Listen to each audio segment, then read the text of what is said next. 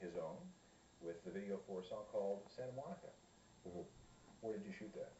Shot it down Santa Monica. So with Michael Max's talented Canadian director, but I couldn't really tell you what it's about. I let Maxis go with it on that one. He's like, I'll tie you to a chair. I'm like, okay. Sometimes it's just best to listen to the director. Not in this case. He had me tied on a beach, like the waves. I thought I might drown, actually. The lifeguard came over while we were shooting part of the scene. He's like, are you okay? They thought they looked like a mob scene, like they thought I was like being killed or something. So I'm not going to listen to it again. And you would think that a lifeguard on Baywatch? Well, a Baywatch lifeguard would have seen it all. Yeah, no, especially in LA, right? Yeah. No, I guess they hadn't seen someone being tied to a chair and being put in the water. Sexual Assault. This is a band from St. Catharines, and they're a punk band. They do what punk bands do. They poke people with sticks. They get people talking about stuff. They have a hometown gig. Before a hometown gig, they put up some gig posters which featured a woman with her legs spread and the band's name written across the lower bits.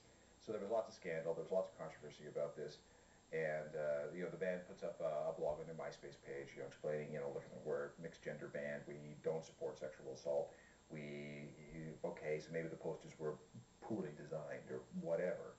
But this brings up a rather interesting case, again, about band names. I mean, there's really nothing too terribly controversial about Bedouin Soundclash, but, sexual assault. Back in the old punk days, there was a Toronto band called the Battered Wives, and they had actually changed their name to the Wives after a while. Remember when Bare Naked Ladies was controversial? Oh, that's yeah. Yeah. Do you remember that? Remember that? Oh yeah. That was it was the mayor at the time, right? That freaked out. Oh yeah. Yeah, it was June Mullins. Oh yeah. Oh yeah. And she thought that the name Bare Naked Ladies objectified women and denied the band the right to play at Nathan Phillips Square in downtown Toronto. It was New Year's Eve or some special event.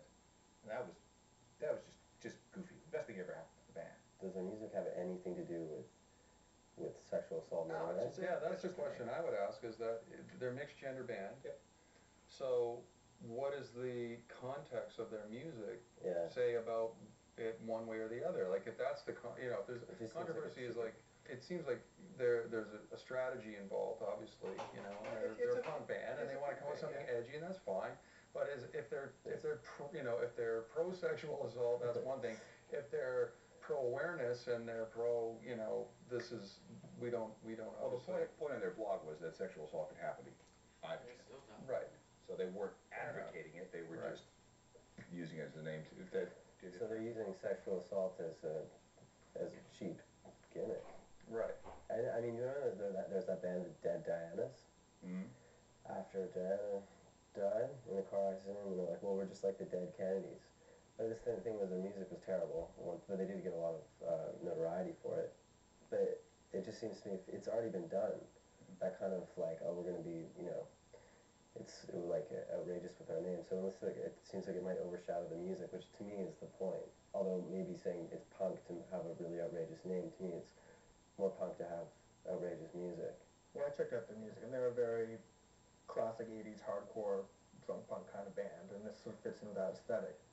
Yes, maybe a little passe to be going for that kind of shock value in a name now. Like, I would kind of think nobody would care, but apparently people do still care. And Hey, really listen, impressed. when you're in St. Catharines and you've got gig posters up all over the place, you're going to get people talking. They've gone from 60 plays to, I'm sure they'll have a whole bunch more by the time this controversy is over. When we come back here, I want to go around the panel, find out what you guys are listening to, because we need some music recommendations to end the show. All right? We'll do that in a couple minutes.